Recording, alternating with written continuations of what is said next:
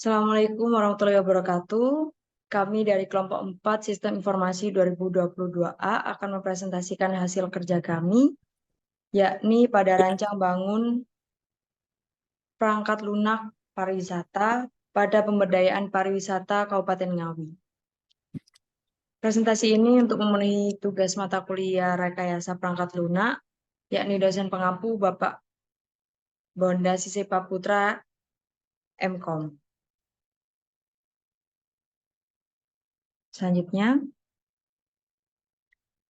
Selanjutnya kami dari kelompok 4, saya pribadi Alina Rusdahriyadi dengan NIM 2205121403 dan teman saya. Saya Rahma Fania Aprilia dengan NIM 220512141012. Saya Belaika Putri Oktaviana dengan NIM 2205121404. Saya Immanuel Sametanoya dengan NIM 2205121408. Saya Muhammad Ali Wijaya dengan NIM 220512141034. Selanjutnya pada bab 1, pendahuluan. Yang pertama adalah latar belakang. Bisa di next. Latar belakang dari tugas kami yakni pada pengembangan perangkat lunak kini menjadi krusial dalam memenuhi kebutuhan teknologi informasi yang tumbuh pesat. Dalam konteks pengembangan aplikasi pembelian tiket wisata dan dukungan UMKM di Ngawi, Jawa Timur, penting untuk memanfaatkan teknologi perangkat lunak guna memberikan manfaat signifikan bagi masyarakat lokal. Oleh karena itu, proyek ini akan mengeksplorasi konsep software engineering, pemilihan model proses pengembangan, penerapan pendekatan agile development, serta analisis kebutuhan dan perancangan database yang efektif. Pengertian yang mendalam tentang software engineering menjadi dasar penting dalam pengembangan perangkat lunak yang sukses, sementara pemilihan model proses pengembangan yang tepat sangat vital. Kami akan menggali konsep-konsep tersebut dan menerapkannya dalam konteks proyek kami, mengutamakan responsivitas dan fleksibilitas melalui pendekatan agile development. Kami juga akan melakukan analisis kebutuhan pengguna dan merancang sistem yang sesuai dengan pemodelan yang tepat. Proyek ini bertujuan untuk mengembangkan aplikasi pembelian tiket wisata yang mendukung UMKM di Ngawi.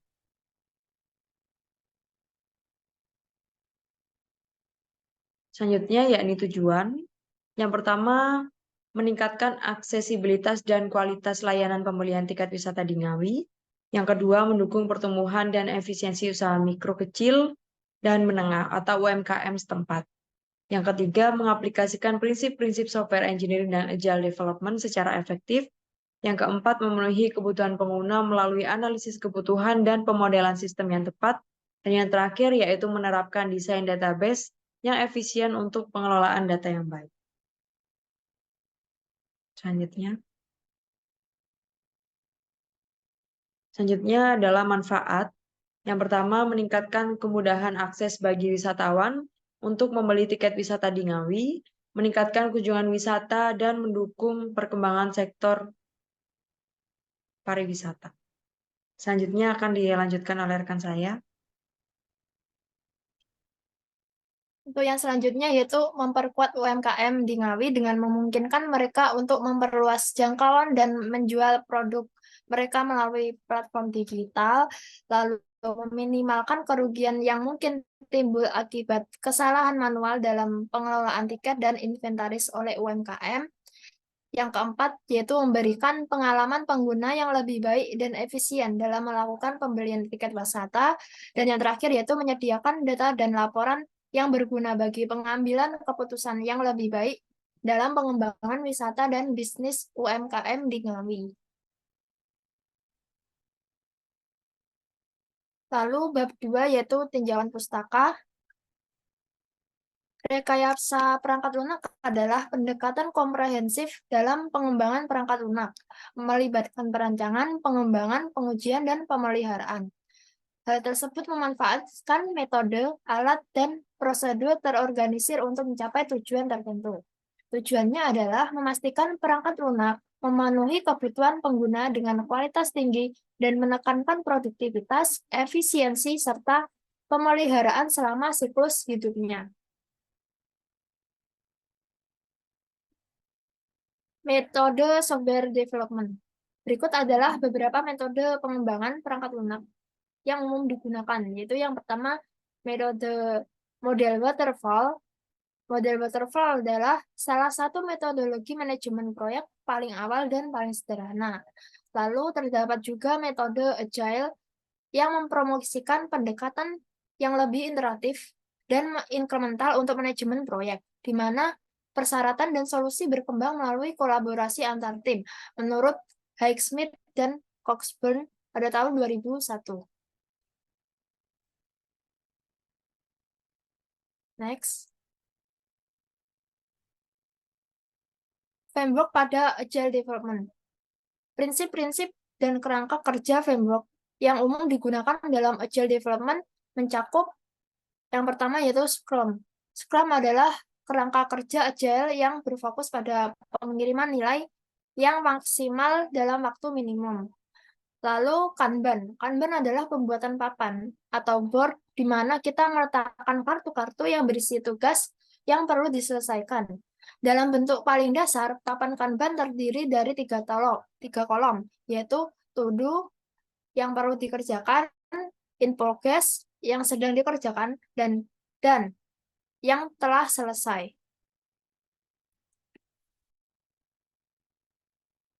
Selanjutnya yaitu Trello. Trello adalah sebuah aplikasi manajemen tugas atau task management yang dirancang untuk mempermudah kerjasama dalam sebuah tim. Dalam Trello, pengguna dapat melacak pekerjaan yang sedang dilakukan, mengidentifikasi siapa yang bertanggung jawab atas pekerjaan tersebut, dan memantau kemajuan proses pengerjaannya. Selanjutnya yaitu teknik analisis kebutuhan perangkat lunak. Di sini ada 4 teknik. Yang pertama, definisi teknik analisis kebutuhan dengan survei kuesioner. Menurut Carl Wiggers, seorang ahli terkemuka dalam rekayasa perangkat lunak, teknik analisis kebutuhan dengan survei kuesioner adalah proses pengumpulan data yang terstruktur menggunakan daftar pertanyaan tertulis untuk mendapatkan pandangan dari berbagai pemangku kepentingan tentang apa yang diharapkan dari perangkat lunak yang akan dibangun. Yang kedua, teknik analisis dengan wawancara. Teknik analisis kebutuhan dengan wawancara dalam metode interaksi langsung antara analisis kebutuhan perangkat lunak dan pemangku kepentingan seperti pengguna akhir atau manajer. Wawancara dianggap sebagai alat efektif untuk memahami konteks, tujuan, dan kendala dalam mempengaruhi pengembangan sistem atau perangkat lunak. Yang ketiga, teknik analisis kebutuhan dengan observasi. Teknik analisis kebutuhan dengan observasi adalah metode yang digunakan untuk mengumpulkan data yang relevan dengan mengamati pengguna atau objek tertentu secara langsung. Yang terakhir, teknik analisis kebutuhan dengan dokumen. Teknik analisis kebutuhan dengan analisis dokumen adalah metode yang digunakan untuk mengumpulkan dan menganalisis dokumen-dokumen yang relevan dalam konteks proyek tertentu. Selanjutnya yaitu pemodelan sistem. Murdyk dan Ross pada tahun 1993 mengartikan sistem sebagai kumpulan elemen yang digabungkan untuk mencapai tujuan bersama. Webster Unbreakable Dictionary mendefinisikan sistem sebagai elemen-elemen yang saling terkait dan membentuk satu kesatuan atau organisasi. Soft pada tahun 1996 melihat sistem terdiri dari unsur-unsur seperti masukan, pengelolaan, dan keluaran, atau input, processing, dan output. Pemodelan sistem adalah pendekatan untuk presentasikan struktur, interaksi, dan fungsi sistem menggunakan notasi visual. Komponen-komponen utama melibatkan representasi entitas, proses, dan hubungan antar komponen. Notasi pemodelan. Di sini terdapat 3. Yang pertama yaitu diagram alur data atau DFD. Diagram alur data atau DFD merupakan gambaran grafis yang memvisualisasikan aliran data dari sumbernya melalui proses transformasi menuju tujuan dalam suatu sistem. Yang kedua, diagram konteks. Diagram konteks adalah diagram tertinggi dalam DFD yang terdiri dari suatu proses yang mencerminkan sistem secara keseluruhan. Yang ketiga, diagram entity relationship atau ERD. Yaitu terdapat 2 jenis model ERD. Yang pertama, conceptual data model atau CDM, yaitu model universal yang menggambarkan struktur logika database tanpa bergantung pada software atau struktur penyimpanan data. Yang kedua yaitu physical data model atau PDM, model yang mengacu pada pemilihan software spesifik dan terstruktur database yang berbeda. Perancangan database. Proses tahapan perancangan database. Tahap analisis dan perancangan adalah tahap pemetaan atau pembuatan model dari dunia nyata menggunakan notasi perancangan basis data tertentu serta pembuatan deskripsi implementasi basis data. Tahapan analisis perancangan dibagi menjadi 3, yaitu yang pertama, perancangan database secara konsep, merupakan proses pembuatan data model yang tidak bergantung pada seluruh aspek fisik basis data. Yang kedua, rancangan database secara logis, merupakan proses pembuatan data model berdasarkan data model tertentu, tapi tidak bergantung pada DBMS tertentu dan implementasi fisik basis data. Yang ketiga, yaitu rancangan database secara fisik, merupakan proses pembuatan deskripsi implementasi basis data pada media penyimpanan sekunder atau disk. Deskripsi ini untuk menjelaskan tabel dasar, organisasi file, indeks untuk mendapatkan akses data secara efisien, dan semua integrity constraint dan langkah-langkah keamanan. Baik, selanjutnya akan saya jelaskan di aplikasi Trello-nya. Pada aplikasi Trello ini terdapat 4 kolom papan Kanban untuk menjalankan proses kerja pengembangan perangkat lunak, yaitu terdapat kolom backlog, in progress, validation, dan yang terakhir complete. Pada kolom backlog, dalam Trello merupakan alat untuk mengatur tugas dalam papan Kanban yang setiap tugas dipresentasikan sebagai card dalam list.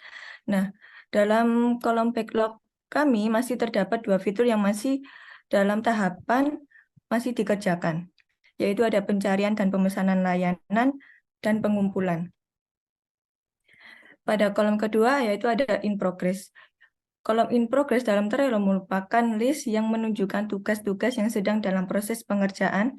Pada kolom ini, progres kami terdapat 5 fitur dalam pengerjaan. Yang pertama, desain menu, desain profil dan portofolio komunitas atau usaha lokal. Keempat, penginapan yang ada di Ngawi. Dan kelima, kalender event lokal. Pada desain menu, sudah terdapat 2 progres yang sudah dikerjakan, yaitu direct dashboard dan direct penginapan. Sedangkan yang belum dikerjakan ada direct destinasi, direct akomodasi, direct tour event. Selanjutnya desain profil. Pada desain profil ini dalam tahapan progres yang dimana sudah ada 2 progres yang sudah dikerjakan, ada mengelola atau mengedit profil, melihat histori pesanan. Sedangkan yang 2 belum dikerjakan, yaitu mengatur referensi dan mengganti kata sandi. Selanjutnya ada menu fitur profil dan portofolio komunitas atau usaha lokal. Dalam profil dan portofolio komunitas usaha lokal sudah dalam tahapan proses pengerjaan. Yakni ada 3 yang sudah dikerjakan, ada pengelompokan, profil lengkap usaha, dan formulir pendaftaran. Sedangkan yang belum dikerjakan ada kemampuan menambahkan portofolio.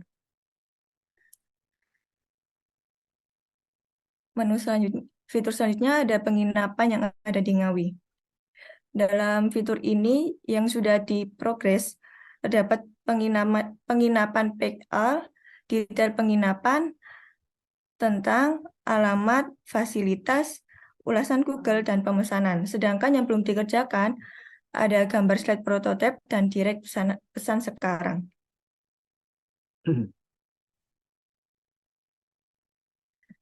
Fitur yang terakhir ada kalender event lokal. Dalam fitur ini sudah ada beberapa tahapan yang sudah dikerjakan.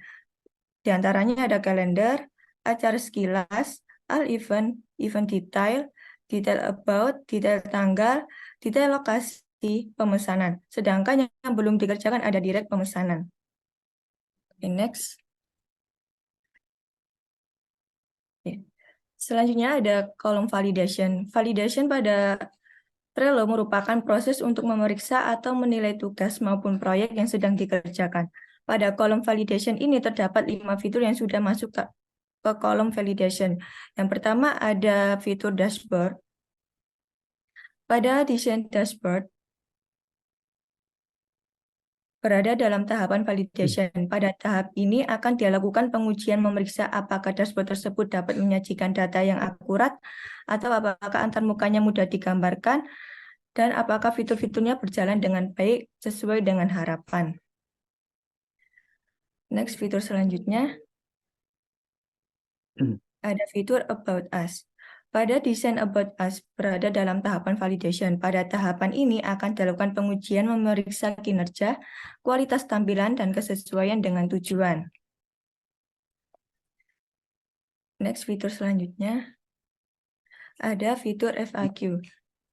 Pada desain FAQ berada dalam tahapan validation. Pada tahapan ini dilakukan pengujian memastikan bahwa jawaban-jawaban disediakan sudah benar dan sesuai dengan pertanyaan-pertanyaan yang mungkin diajukan oleh pengguna. Selain itu, tampilan FAQ juga diuji untuk memeriksa kualitas presentasi dan navigasi yang mudah. Fitur selanjutnya, Contact Us. Pada desain Contact Us ini berada dalam tahap validation.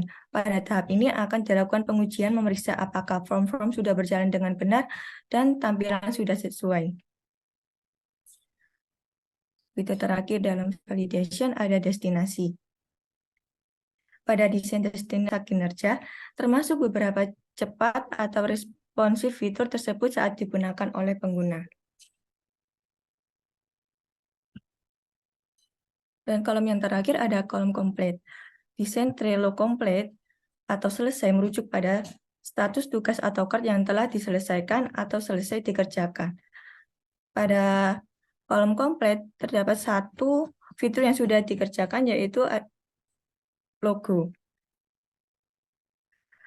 Logo sudah memasuki tahap komplit atau selesai. Semua tahapan selesai lebih awal dari waktu yang diberi, yaitu pada tanggal 19 September.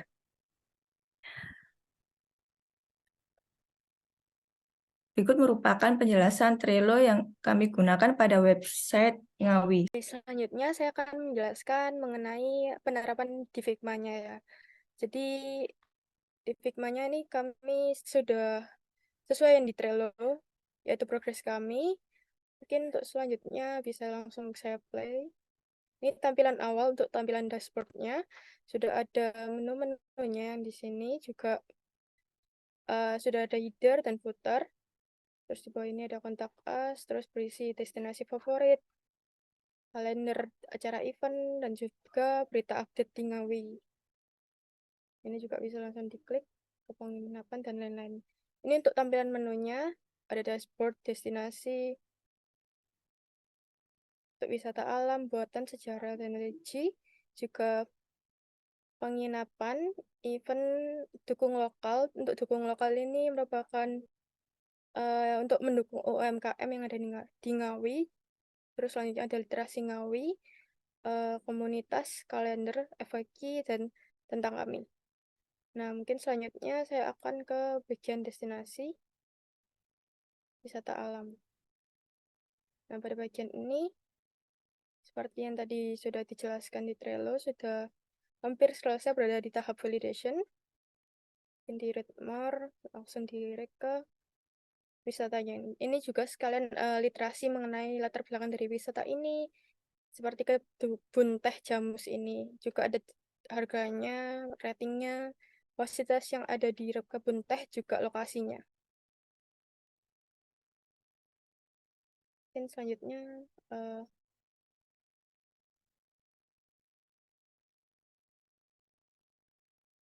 saya akan ke penginapan yang ada di Ngawi. Nah, ini ada penginapan. Kita bisa melihat harga, tawaran, dan juga fasilitas yang ditawarkan oleh penginapan tersebut. Mungkin ini contohnya, Red Dorninger Banteng Pandan. Ini untuk tampilannya. Ada udara tentang, waktu check-in, check-out, alamat, tulisan Google, gambar, fasilitas, dan juga harga.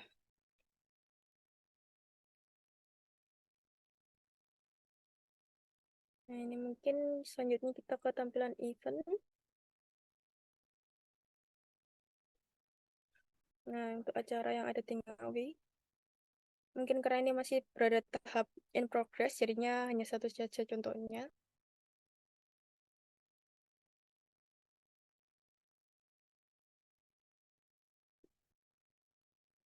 Ini ada contohnya pagelaran wayang kulit. Ini untuk lokasinya. Juga kita bisa melihat event-event lainnya yang diselenggarakan di Ngawi. Untuk harganya dan pesannya. Karena emang masih berada di tahun untuk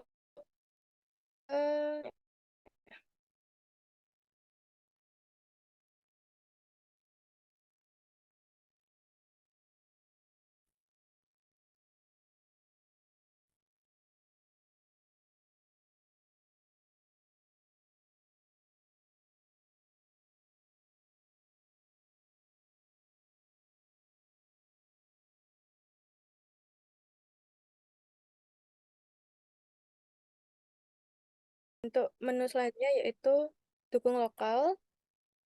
Ini ada mungkin kayak seperti kerajinan, kuliner, dan craft yang ada di Ngawi. Ini mungkin contohnya, yaitu Sugeng Craft. Kita bisa melihat overview-nya, foto, review, dan lokasinya berada di mana.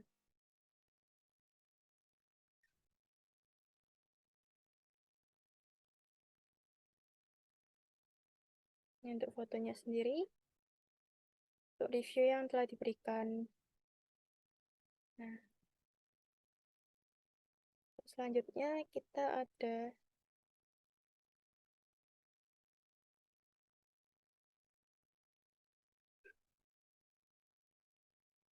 komunitas yang di Ngawi ini karena emang masih dalam tahap in progress, jadinya untuk komunitas ini hanya untuk formulir pendaftaran saja.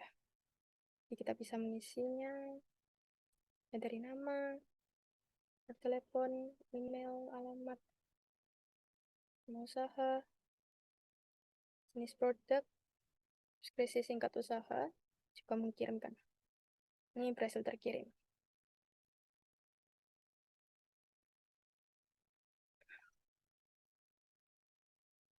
Nah,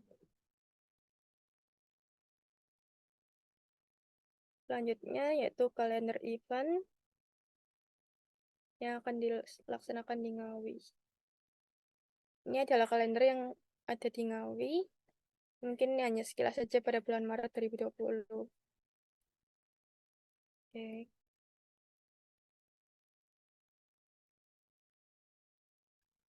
Selanjutnya ada FAQ atau Frequently Asked Question. Untuk di tahap ini kita bisa mengetahui ya pertanyaan-pertanyaan yang sering ditanyakan mengenai website ini. Seperti bagaimana cara, destinasi wisata, atau UMKM di aplikasi mobile web ini, dan sebagainya. Para pengguna nanti bisa mengetahui tentang jawaban yang kami berikan. Oke, untuk selanjutnya yaitu halaman About Us atau tentang kami. Ini berisi tentang aplikasi Ngawi ini apa, visi misi kami, sejarah dan latar belakang kami, dan juga terakhir adalah bertemu dengan tim kami yang tadi sudah dijelaskan pada perkenalan awal kami, yaitu ada 5 tim penyusun dan pengembang kami. Selanjutnya ada nilai dan komitmen, dan juga ini adalah bottom footer.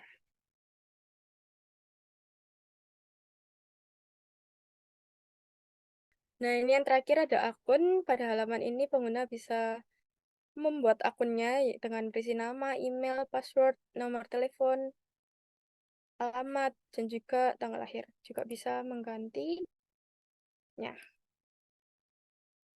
Dan juga metode pembayaran yang ada. Mungkin karena kami kan emang menjual bekerja sama dengan beberapa komunitas dan event, jadinya ini mungkin bisa ditambahkan.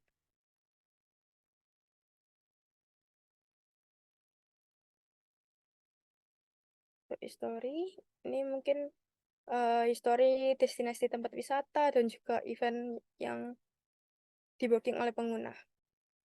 Mungkin itu saja yang dapat kami sampaikan mengenai perancangan website dari aplikasi Ngawi. Sekian, terima kasih. Baik, sekian dari kelompok kami. Jika ada salah kata, mohon dimaafkan. Wassalamualaikum warahmatullahi wabarakatuh.